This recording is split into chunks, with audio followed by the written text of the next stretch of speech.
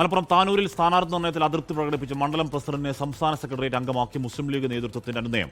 സ്ഥാനാർത്ഥിത്വം പ്രതീക്ഷ മുത്തുക്കോയ തങ്ങൾക്കാണ് അനുനയത്തിന്റെ ഭാഗമായി പുതിയ ചുമതല. ഗോകുൽ കെ വേണുഗോപാൽ ചേരുന്നു. ഗോകുൽ, ഉറപ്പായും ഈ സമയത്ത് വരുന്ന പാർട്ടി പ്രമോഷൻ അനുനയത്തിനല്ലാതെ മറ്റൊന്നിനുമല്ല.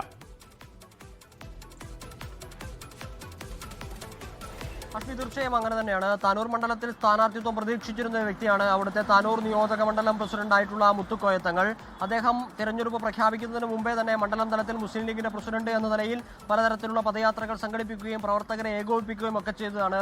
പിന്നീട് മുസ്ലിം ലീഗിന്റെ സംസ്ഥാന അധ്യക്ഷൻ പാണക്കാട് സാദിഖ് അലി ശിഹാബ് തങ്ങൾ സ്ഥാനാർത്ഥി പ്രഖ്യാപനം നടത്തിയ സമയത്ത് താനൂരിലേക്ക് MSFന്റെ സംസ്ഥാന പ്രസിഡന്റ് PK നവാസിനെയാണ് സ്ഥാനാർത്ഥിത്വം ലഭിച്ചത്. ഈ സമയത്ത് അദ്ദേഹം മുസ്ലിം ലീഗുമായി ഇടഞ്ഞു നിൽക്കുന്ന ഒരു സാഹചര്യം ഉണ്ടായിരുന്നു. ഈ ഘട്ടത്തിൽ CPMന്റെയും ഇടതുമുന്നണിയുടെ നേതാക്കൾ മുത്തുക്കോയ തങ്ങളെ സമീപിക്കുകയും താനൂരിൽ LDFന്റെ സ്വതന്ത്ര സ്ഥാനാർത്ഥിത്വം നൽകാമെന്ന വാഗ്ദാനം നൽകുകയുമൊക്കെ ചെയ്തിരുന്നു.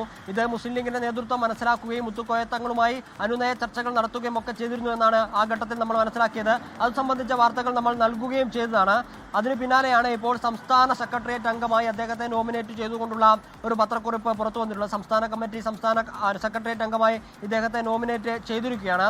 ഇത് അനുനയ നീക്കത്തിന്റെ ഭാഗമായി തന്നെയാണ്. ഈ മലപ്പുറം ജില്ലയിൽ പലയിടങ്ങളിൽ നേരത്തെ അബ്ദുൾ റഹ്മാൻ എണ്ടത്താണി ഉൾപ്പെടെയുള്ള ആളുകളുമായി ബന്ധപ്പെട്ട ചർച്ചകളൊക്കെ നടത്തിയിരുന്നു. ഇപ്പോൾ മങ്കടയിൽ മുസ്ലിം ലീഗിന്റെ മുൻ പ്രസിഡന്റ് ഒരുപക്ഷെ ഇടതു സ്വതന്ത്ര സ്ഥാനാർത്ഥിയായി മത്സരിക്കാനുള്ള സാഹചര്യം ഒക്കെ നിലവിലുണ്ട്.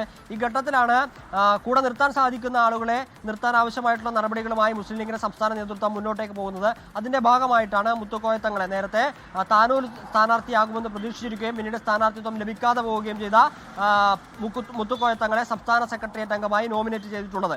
ഹാഷ്മി, ലോകത്തെവിടെയായാലും ഏത് സമയത്തും 24 വാർത്തകളും ഓഗ്മെന്റഡ് റിയാലിറ്റി പാക്കേജുകളും എക്സ്പ്ലെയിനറുകളും വിശദമായി കാണാൻ ഞങ്ങളുടെ YouTube ചാനൽ നിങ്ങൾക്ക് സബ്സ്ക്രൈബ് ചെയ്യാം.